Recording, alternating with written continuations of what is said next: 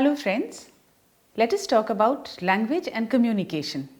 We will talk in detail about the features and structure of language as a tool for communication. We will begin with the definition of language, then we will talk about the differences in animal and human communication. After that, we will discuss the features of language. Next, the relationship between language and communication, types of communication, elements of communication, and in doing all this, we will try to understand how language functions as a tool for communication. Let us begin by defining language. When we think of language, we first think of words. We can say that language involves using words and sounds meaningfully to communicate. By changing the order of words in a sentence, we can change the meaning or even make it meaningless. For instance, "She is a good student" is a statement. We change the word order to "Is she a good student?" and it becomes a question. We again change the word order to say "Is student she," it becomes meaningless. Different linguists have given various definitions of language. To put it simply, language is a communication tool that each one of us uses while interacting with others. It is composed of symbols and sounds, and it is a very dynamic phenomenon. In fact, language happens, develops, and gets refined because of the need to communicate. In many situations, the words language and communication are used interchangeably. However, there is a fine but marked difference between the two, as we shall understand in this session today. Language conveys, among other things, the speaker's culture, traditions, and values to the listeners. It is influenced by the society where it operates. It also influences that very society. Language is distinctly a human activity which is used to convey thoughts, feelings, information, and so on from one person to the other. Language requires intelligence of the type of which only human beings are capable. And among them, language is usually the primary means of communication. It helps us to make sense of our complex thoughts and our experiences. Language is a system in that it is made up of different but interdependent components, and these components are phonology, morphology, syntax, and lexicon. Another interesting facet of language is that it is simultaneously unique as well as universal. Every language is unique in that its characteristics and properties are unique to itself and not shared by other languages. Universal, on the other hand, means that every language has traits like sounds and symbols which it shares with other languages.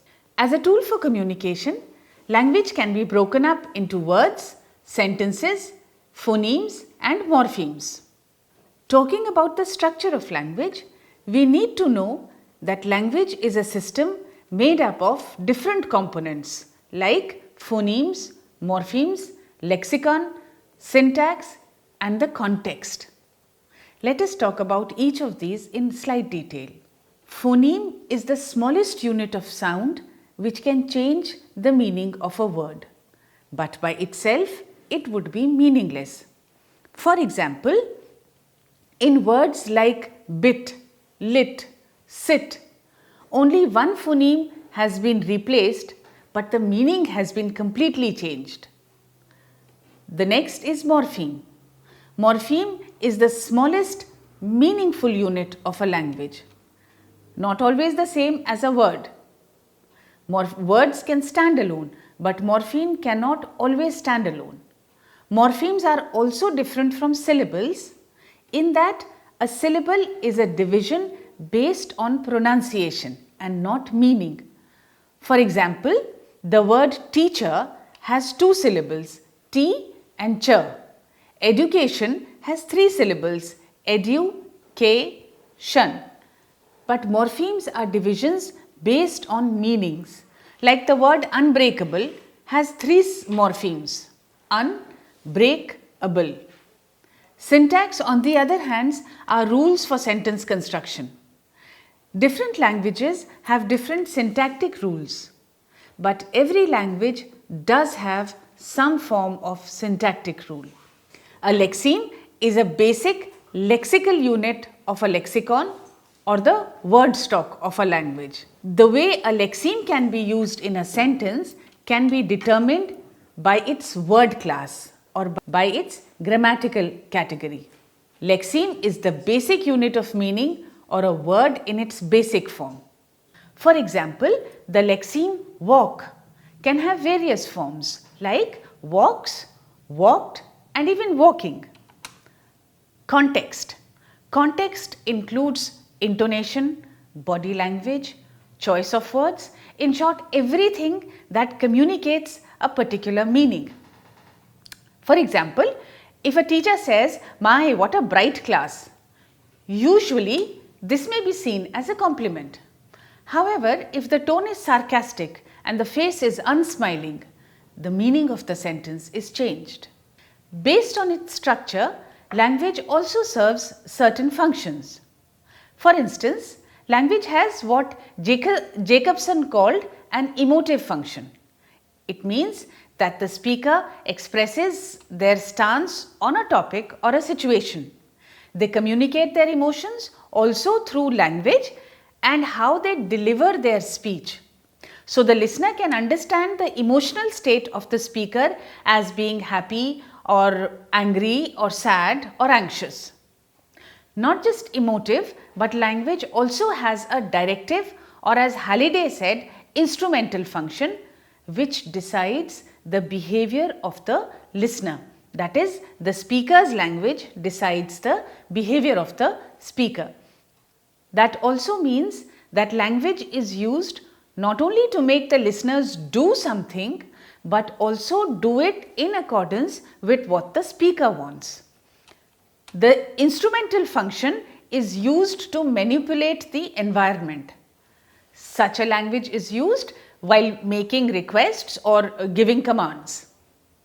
The third function of language is the regulatory function. It serves to control an event which happens when we give an approval or reject something. We use representational language when we present facts or make a statement or a presentation. The next function, interactional function of language, is important because it ensures that communication continues smoothly. And this interactive function is reflected mainly in conversations. Language also has a heuristic function. This helps us to gain knowledge and interact with our environment in order to better understand it. We use language for personal functions to express our feelings and emotions, etc. And this function discloses our personality. Finally, the imaginative function of language. It helps to give wings to our creativity. All these points describing language have a very close relationship with communication.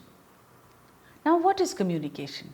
Communication is exchanging thoughts, feelings, ideas or information, etc.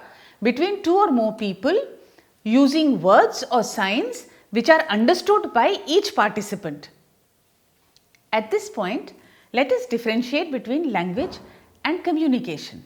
Remember, there are many ways of communicating and language is one of them. Of course, language is also the primary means of communication. But at the end of the day, language is a tool and communication is a process or an experience of sharing messages.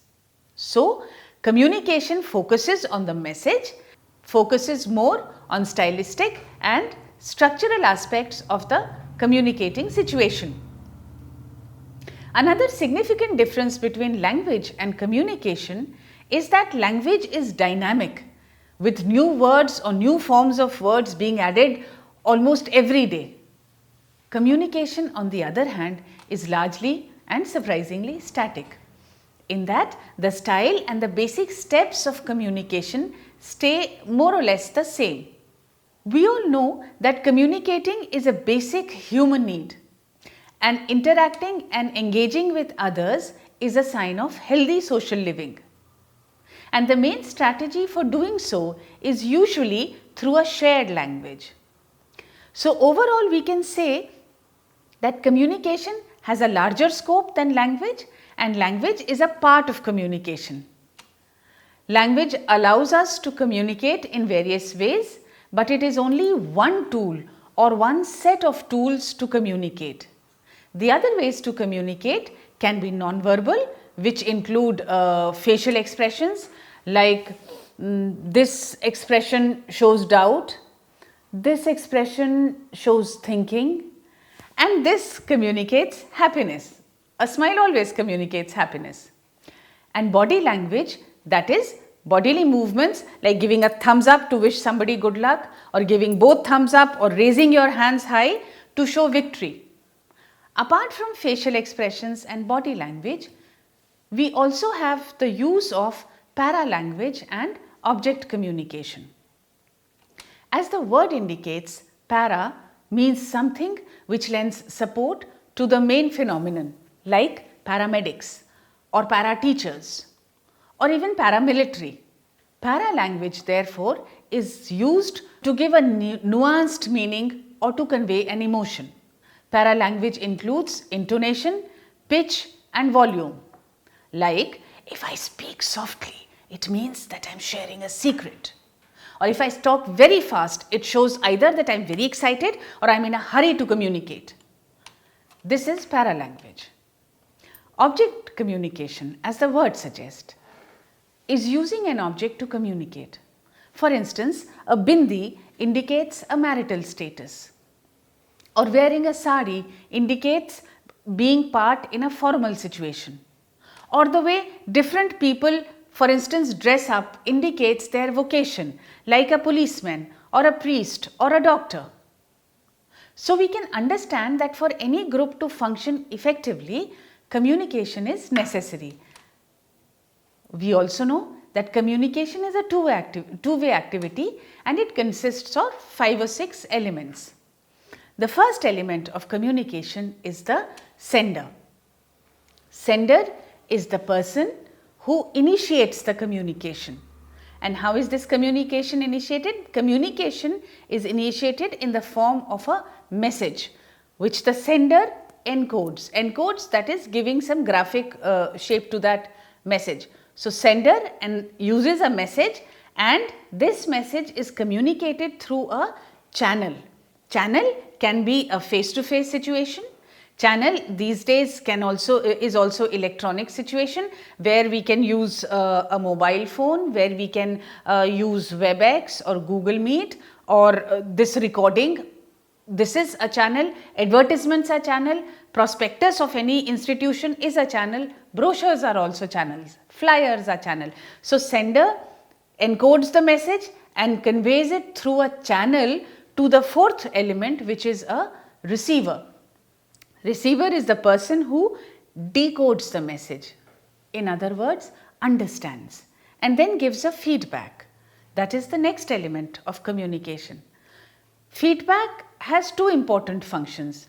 1, it completes the communication cycle, and 2, it indicates the level of decoding. For example, in a classroom, a teacher is the sender of the message. The subject that he or she wants to teach is the message. Channel can, as we said, can be face to face, or these days we use the electronic medium a lot. And then the receivers are the students, and the feedback they give is in various forms. Many times the facial expressions act as feedback. Many times we give assignments and the students' response on the assignment acts as feedback, and in both cases it completes both the functions of feedback. That is, 1, completing the communication cycle, and secondly, indicating the level of decoding. In other words, how much the person the receiver has understood. There is another component or another element of communication known as noise. Noise in communication cycle, it means anything which distorts the message.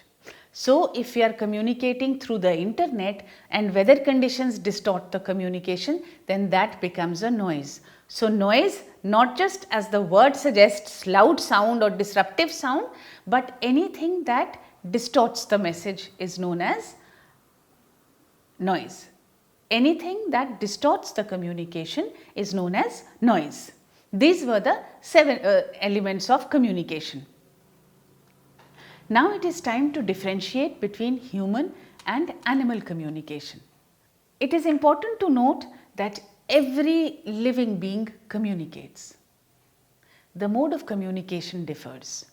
For instance, a tree grows towards sunlight, thereby communicating its requirement for light, obviously for its survival.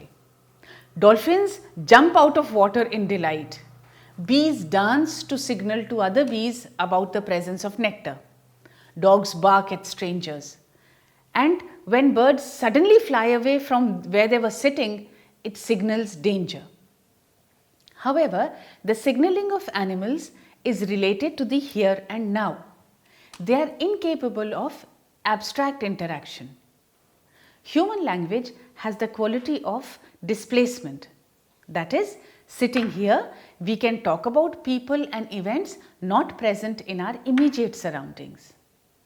So, humans communicate and animals signal. Further, for us to communicate, we need to learn and master a language. Animals are genetically programmed to make their peculiar sounds. For example, a newborn dog will be still able to bark, but it takes a human being about 18 months after birth to be able to start uttering intelligible words. Finally, humans have the capacity to learn any language.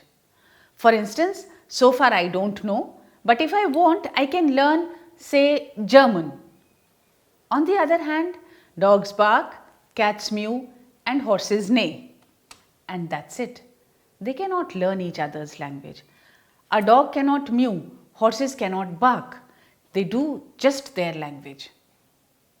Now let us discuss the features of language.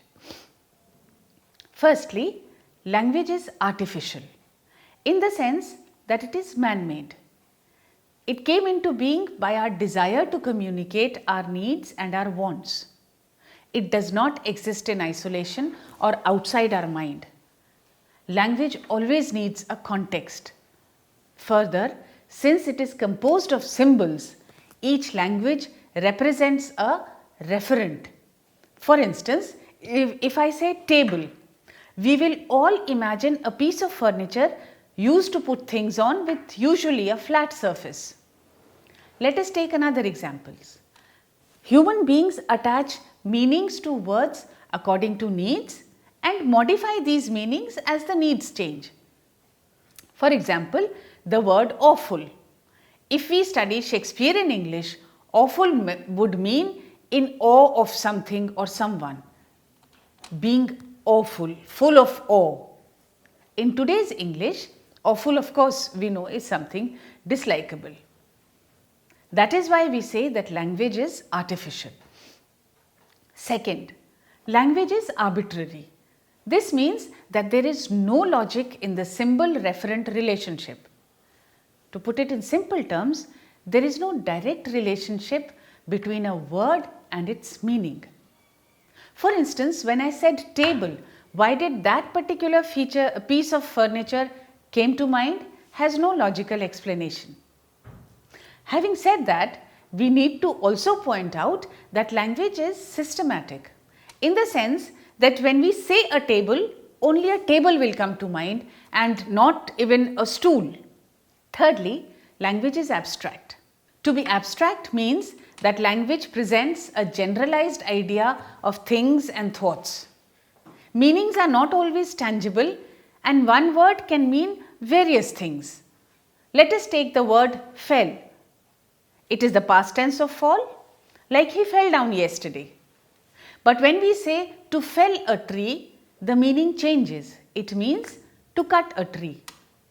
Similarly, the word lump, L-U-M-P.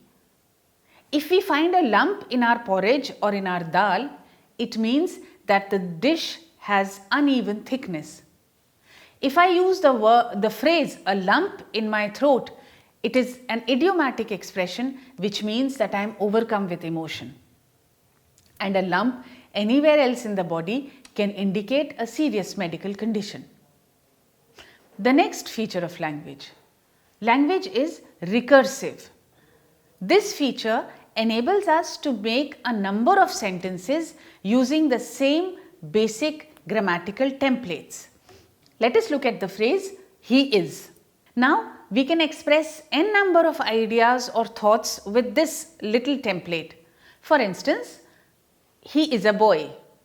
He is a hard-working boy. He is a teacher. He is an honest man. He is very busy. He is in no mood to swim. And so on. We can go on endlessly. The idea is that there is complete freedom to express ourselves, and there is also no limit to the length of different sentences that can be generated using this basic template. The fifth feature of language is that it is creative or productive. New words are added and new meanings are given to existing words every day.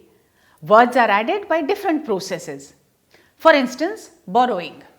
Words like Almira has been borrowed from Portuguese, envelope from French, and that horse riding dress known as Jodhpurs obviously from Hindi. There are also portmanteau words which are made from combining words and sounds from different words like netiquette, netizens, webkoof, and these words are self-explanatory. Netiquette of course means the etiquettes of exploring the internet. Netizens are people who are a lot of time on the internet, and webkoof has been made with web and the Hindi word bewakoof, which means fool, which is a portal to challenge or to investigate fake news. So these words are portmanteau words. New words are also formed sometimes by reducing the noun to form verbs, like opt is made by reducing the noun option, and emote is made by reducing the noun emotion. Nouns are also made into verbs by changing the pronunciation of a word. For instance, the word project. When we say that we project an image or we have to project a particular image, it is a verb. When we work on a project, it is a noun. Similarly, object. When I say I object to speaking out of turn, object is a verb indicating protesting.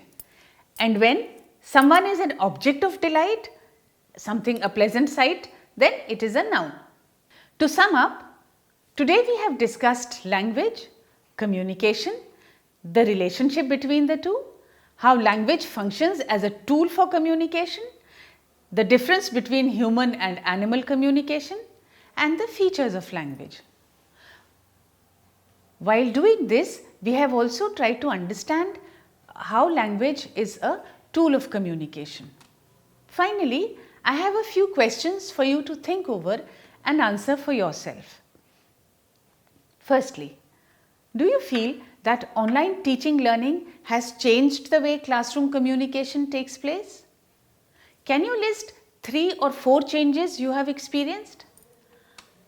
And what has been their impact or the impact of these changes on student learning? My next question is, what do you think you do well when you communicate? In other words, what aspect about your communication skill are you most confident about? Next, from this lecture, what point or what points can you say you will include or keep in mind when you communicate next? Finally, based on what you have learned, what aspect of your students' communication skills will you seek to improve? Thank you so much.